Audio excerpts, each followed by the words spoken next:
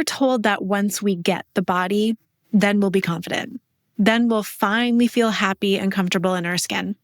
But what if the body you're trying to achieve is actually keeping you from the life that you want? See, that's what I believed and exactly what I spent years doing, only to discover that it didn't actually give me the happiness I was looking for. It actually kept me away from it. So I wanted to begin this very first episode of the Unlearning Beautiful podcast with my own personal story, because it's what led me to do the work I'm doing today, which is helping women make peace with their bodies, no matter what stage of life that they're in. In this episode, you'll learn how to reflect on your own story and understand where your body image struggles may have begun, and how to start unpacking those experiences so you can move toward more freedom. And there's a good chance you'll relate to this story too. Growing up, I was in an average size body. I wasn't what would be considered fat or thin, just barely average and normal. And I grew up in a family of women who were in larger bodies, and they were always dieting. But whenever we got together, they would reminisce of when they were younger and they were thinner. They would actually make comments about how much they weighed when they got married and almost have this kind of competition amongst each other of who weighed less. It was like they were reminiscing of the glory days. Like this was some pinnacle of their life that now that they were older and bigger, they had fallen away from and were still trying to regain. I wasn't really conscious or having a commentary like that when I was young. I look back and see that now. But it was those conversations that really started to seed these beliefs that being bigger, being fat was bad, and being thin was better. Now, I know this is not unique to me. I am sure you have had very similar experiences in your family or similar to, and if not directly in your family, in the culture. Certainly the TV shows I was watching growing up, there wasn't any character who was in a larger body that wasn't made fun of for being fat. What's sticking out to me right now is Fat Monica from Friends. I'm sure we can all remember that one. So growing up, I was getting these messages that fat is bad, thin is good. And that's also attributed to aging as well. You'd hear comments, oh my gosh, you look like you haven't aged a day. And we can understand what that means. Oh, you're vibrant, you're healthy, but there's also the seed planted, this idea of looking old is bad. And we don't want to look old because that's not good. We're not going to be seen as good if we look old. Actually, I do remember a family friend once telling me, oh, you're in your beauty years when I was younger. And I remember feeling this sense of fear of, what happens when I go out of my beauty years? That must be bad. I mean, she said it not in a real positive way, but almost in this way of enjoy it now, because we get these messages as we're growing up that really seed these beliefs, and we start to believe these things ourselves as if it was our truth. And yet it's just what we ended up absorbing from the culture. I remember a really particular prominent memory of when I learned this idea that how I looked really mattered. I was going over to visit my family at my aunt's house, and my sister and I walked into the living room. They hadn't seen us for a while, so they were asking, how are you? How's school? So I remember telling them about what I was doing in school, some of the activities that I was involved in, and they were nodding, oh, that's really nice. And then when it came time for my sister to share, they made this comment about, oh my goodness, look how tiny she is. Look how thin she is. Oh, and it was really, you could see their voices go up and they made this big deal about it. And I could remember at that moment feeling that no matter what I did, no matter who I was, what mattered most was how I looked. That was the belief that got formed for me at that age. Now, of course, that wasn't necessarily what they were explicitly saying, but it's certainly what I interpreted. And that really started to fuel what I'm going to share with you of what happened in the later part of my life.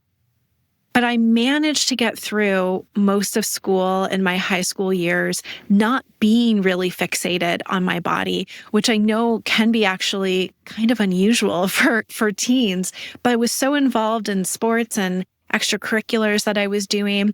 It was almost like it was on the back burner, but it wasn't at the forefront. It wasn't until I graduated from university and I was out on my own for the first time that I really started to feel like, I wonder what it would be like to be thin. I wonder what it would be like to be seen as beautiful.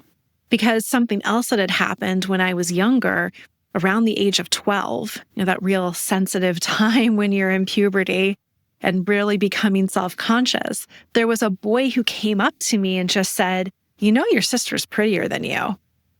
And I thought, I guess I do now. I remember feeling the sinking feeling in my stomach, like how I wasn't enough, that I wasn't pretty enough, and that is what mattered most. And so I really wanted to know and experience what was that like, because I never felt it growing up. In fact, I was just always kind of getting these messages that you're not quite there. You got the good grades, you're doing well in your sports, but if only you were more beautiful, if only you were thinner, then you would be great. Then you would make it. That was the belief I had. That was the deep down sense. Might not have been conscious, but it was there. And so after university, I just did what, most people would do to try to lose weight. I would focus on exercising and what I ate. And the weight came off pretty easily. I was young. Usually when we're dieting for the first time, that's exactly what happened. And I really noticed I got a lot of compliments. Friends would comment on how I looked, saying I looked great. I would have guys that were in my friend circle who prior to that were always friendly and nice to me, but never really gave me much attention. All of a sudden, they were asking me out. They wanted to start dating me. I'd overheard one of the friends say, "Yeah, we talk about how hot you are now." And I remember on one side feeling good about that. Like, yes, I've made it. But then on the other side, I felt insecure and I felt fear because I thought, oh no, I have to maintain this. And I also felt sad because I thought, well, these guys knew me before, and yet this is what seems to matter. They didn't want to date me then, but they do now. So is that really all they care about, is how I look? So that was there as well. But I kept going, and I really noticed I was very externally validated for how I looked. I got told I was gorgeous all the time. Guys that in high school wouldn't give me the time of day, all of a sudden were wanting to date me. And so I kept going with it. But at the same time, I was also really interested in health and wellness. I really cared about being well and feeling good. I was also starting on my own personal development and spiritual journey. I had started getting into meditation. I started doing yoga. I eventually became a yoga instructor. And I really started going down this path of doing some of the deeper healing because I felt that insecurity. I still never really felt good enough. And I cared about knowing more of who am I really than maybe who I think I am. Now, I can't say that I would have articulated it like that at the time, but I was really interested in this path. And while I went down this whole health and wellness journey, I got into this rabbit hole of the health and wellness world. So that's where all of a sudden the cleanses started coming in, going no sugar, these more extreme diets that were seen as you're being so healthy, you're being so good. And while I really believed that that's what I was doing at the time, there was also the benefit, or I would say even truthfully, the more of the deeper drive of perhaps I'll lose even more weight. And just as a little comment, that I think is happening a lot in the health and wellness world. We just don't see it as that because on the surface we see, but this is for my health. But it's really easy to use health as a way to cover up the deeper desire, which is I'm really wanting to be thin and I want to look good. So that was definitely at play there. But as time kept going on, I ended up eventually meeting my then boyfriend, now husband. And that's where things really started to change. Because when he moved in with me, I realized how much time and energy I was actually focusing on what I was eating, my exercising, and my weight. And I noticed that if I wanted to, say, watch a show with him after he got home from work, well, that might cut into my exercise time. Or if we wanted to share a meal together, but now I couldn't as tightly control my portions. And so just that little bit of quote unquote relaxing, my weight started to go up because what I was doing, and I don't think I was really conscious of it at the time, was I was so tightly suppressing my weight. It was like holding a beach ball underwater. The slightest slip and it would just pop up. And so when that happened, I got really scared because I was absolutely terrified of gaining weight. I was also a yoga instructor. I had to look, quote unquote, like a yoga instructor. In fact, somebody once told me, "You look the picture of health." And I didn't want to lose that. I was the health and wellness girl. That's what my job, that's what I was. And so I felt like, well, I can't gain weight because, well, I'm going to lose that identity. So I doubled down. I got really scared. I went extra hard. And this is where my behavior started to get really disordered. I started weighing myself every day. My husband, well, boyfriend at the time, but he said, I never knew who was going to walk out of the bathroom that morning because if I had gained a pound, that would ruin my day. I would feel so upset with myself and angry. Some days I would cry because I felt like I was out of control because I was so scared. And so I ended up finding this diet program, which I am not going to name the name of because I don't want to give it any more attention. But it was this diet that had this quiz, saying, are you addicted to sugar? And I took it because I thought, yes, I do think I am addicted to sugar because every time I can't just eat one cookie, I have to eat all the cookies. Because along with my dieting, I was also felt like I was binge eating. I felt like I was out of control with my food whenever I would let myself have something sweet. So I was like, yes, I'm clearly addicted to sugar. I definitely need this program. And it was the night before, I'll always remember this, the night before I was about to start the program, I was really looking through what was required. And it was a very restrictive program. And at the time, I was traveling a lot for the job that I was in, and I was going to be away for a whole week, traveling to different hotels. I was on a plane every single day. And I thought, how am I going to follow this diet plan when I'm traveling so much? So I had messaged somebody in the program and told them what was going on. And they said, that's okay, just pack your food. And I thought, what? How am I going to pack my food for a whole week in addition to having to pack everything else and do my job? And it was such a super chaotic week. And I thought, I can't do this. I said, there's just no way I can do this. I don't want to be living like this.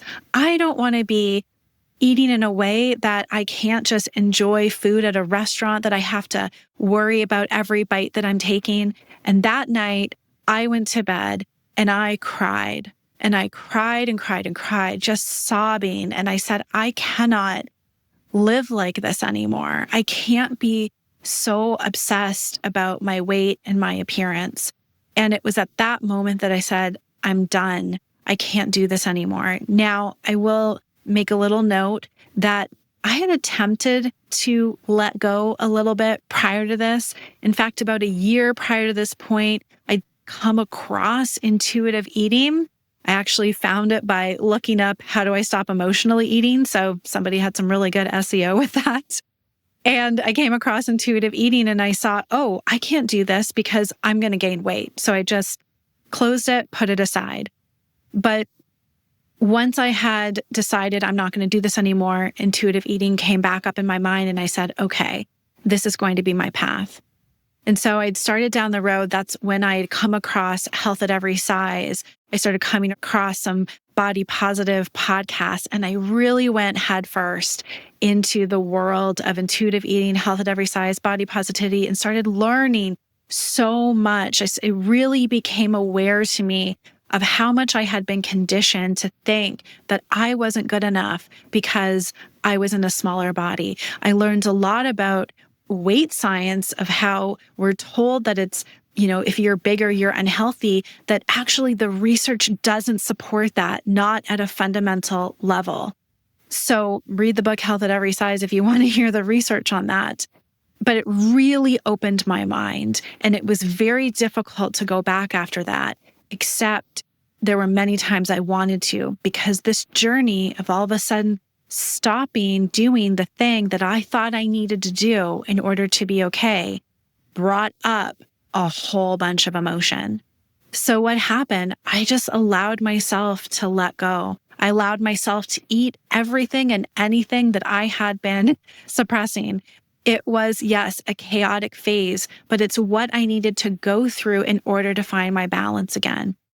I use this example sometimes when I'm working with my clients of pulling a rubber band back. So if you've been spending so many years dieting and restricting, it's like you're pulling back a rubber band and you're creating tension. And when you let go, that band is going to fly. But what ends up happening is most of us, when we're on the dieting path, when we're in this world, we swing, kind of back and forth on this pendulum of restricting and letting go. So we pull the rubber band back, it starts to fly, and we kind of freak out. We're like, oh my God, oh no, I'm out of control. And so we run back and we grab the band, hold on to it, and pull it back. And that's exactly that pattern of what you do when you're dieting, is you pull it back through the dieting and restriction, but you can't hold that there forever. And also mentally, your soul is like, I just want to be free. And so you let it go, but then you don't know how to handle the chaos because you end up going to the opposite extreme. And the truth is you don't want to live like that either. So I didn't want to live like that. When I first stopped, I was eating ice cream and cookies, like really felt out of control. But I knew that if I went back to dieting, I would just keep the same pattern going again. So I knew I had to go through it, and I had to trust that I would find a balance again, that all that energy that had been pent up from pulling that rubber band back would eventually dissipate. That rubber band would eventually fall if I let it. And that's what I did. But in that meantime, I gained weight. I started to lose all of the external validation. So people who used to tell me I looked gorgeous all of a sudden said nothing. In fact, I even had several women come up to me and ask if I was pregnant, touching my belly. And at that point, I started to get bold enough because I knew that the path that I was on was right for me. And I was a little bit defiant. I was a little bit angry that so many of us had been put under this spell of believing that just because we had weight in our body, it was bad. I would be really matter of fact in my response. I would say, nope, I'm not pregnant. I just gained weight. And I wouldn't say it as a bad thing. I wouldn't say it in an apologetic way. I would state it as a fact. And I kind of enjoyed watching the reactions because sometimes people would get so flustered with it, they wouldn't know what to do. But I really was at that point wanting to just make body size very neutral because it is. Our bodies are actually really neutral, but it's the meaning that we put on top of our bodies that determines how we feel. So I went through this, truthfully, a long process because here's the thing. If we remember in the beginning of my story, I had made an association that what mattered the most was how I looked.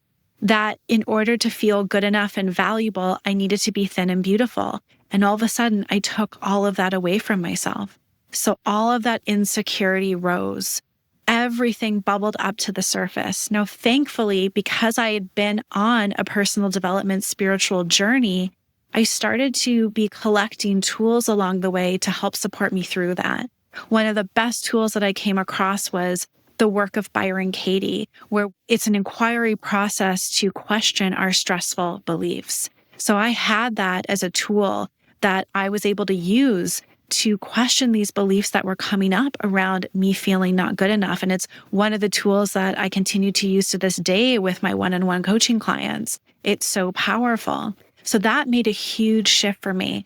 I also, during that time, had become certified as a life coach. I didn't actually know what I was going to help people with the life coach certification, but I believe in synchronicities and that everything, happens in divine timing. And so as I was going through my own healing journey with my body and I became certified as a coach, I knew this is what I want to be supporting women with. This is my path, because not only do I understand it so deeply myself, but I now have the tools, the knowledge, the support to be able to help women who are ready to do this too. So that is my story. Now, where did it bring me to today? Oh my goodness, so much better.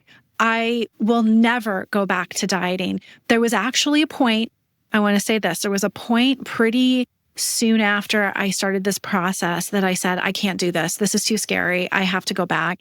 And I did. I went back to dieting, and I used to be a calorie counter. So I said, okay, I rationalized this out. I'll just increase a bit the threshold of the calories that I allow myself. So it's more, not as restrictive. And I did it for 4 days because I remember so viscerally the feeling of like I was walking myself back into a cage and shutting the door behind me. And I said, enough. This is not how I want to be living my life anymore. I want to be free. I want to relax. I want to enjoy life. I don't want to be worried about a number on the scale. I don't want to be worried about what I'm eating. I want to enjoy. I want to trust. I want to live with ease. And so that brought me back forward. Now, it took me several years, truthfully, to get to the point where the thoughts about dieting just really went away, that I can look in the mirror and actually love myself, that I could look at a photo and delight in it. If that's like the A to Z or A to Z, it's every little step forward matters. But to get all the way to the other side took me a while. And we're so desperate in the beginning. If you are on this journey yourself now, or you're just thinking about starting, we want to be to the other side. Of course, I get it, but every little step matters. So life is so much better now. In fact, my husband, I had posted this on my Instagram.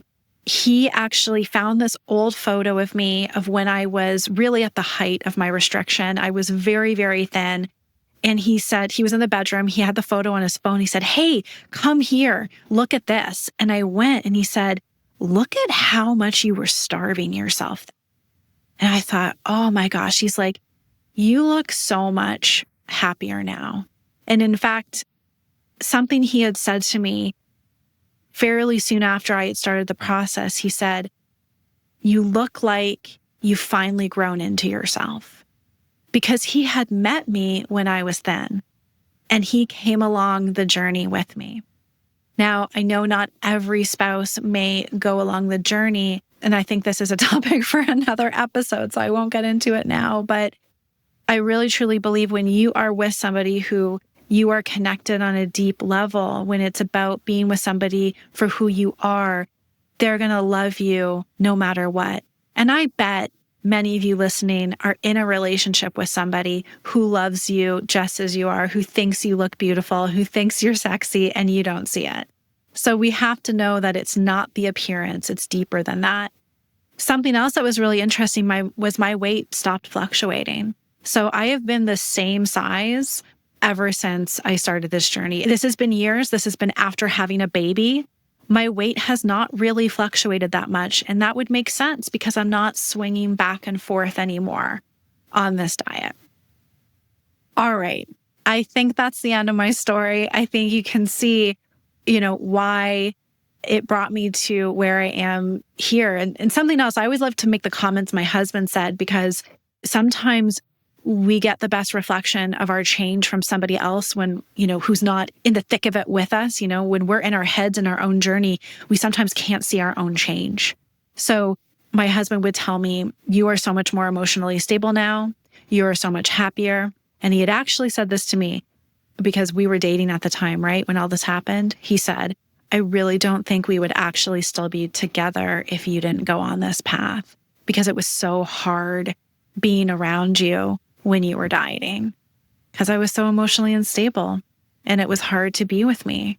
So that saved our great relationship as well. So now I want to ask you, what early memory shaped how you began viewing your body? What beliefs about your body and yourself did you form because of those early experiences that you now realize are negatively affecting you today? If it's not super clear to you, I invite you to take some time to journal about it. That can help you gain some clarity and pinpoint some of the origins of these beliefs. Now, if doing this brings up any really tough memories that still feel raw or tender, I encourage you to bring that to a therapist for support. But I also wanted to offer you 2 resources to help you shift out of these old beliefs and ways of being in your body that are stressful and unhelpful so that you can experience more peace. The first is my free video resource, the Body Peace series. In these videos, I share the foundations of what helped me and my clients feel more peaceful in their body. You can get access to the Body Peace series for free at the link in the description below and start watching the first video today. It's a really powerful series, so I highly recommend that you check it out. And the second resource is my one-to-one coaching. If you're so done with how much mental space your body takes up, the checking, the comparing, the doubting, and you're ready for a real shift, the best place to start is my 1-hour introductory coaching session. It's a focus session where we get right to the core of what's been keeping you stuck so you can finally feel relief from the thoughts and patterns that make your body such a hard place to live. Most women walk away feeling clearer, lighter, and more grounded than they have in a long time. So I've put the link below if you feel called to book your introductory session. Thank you so much for being here with me today, and I look forward to being with you in the next episode.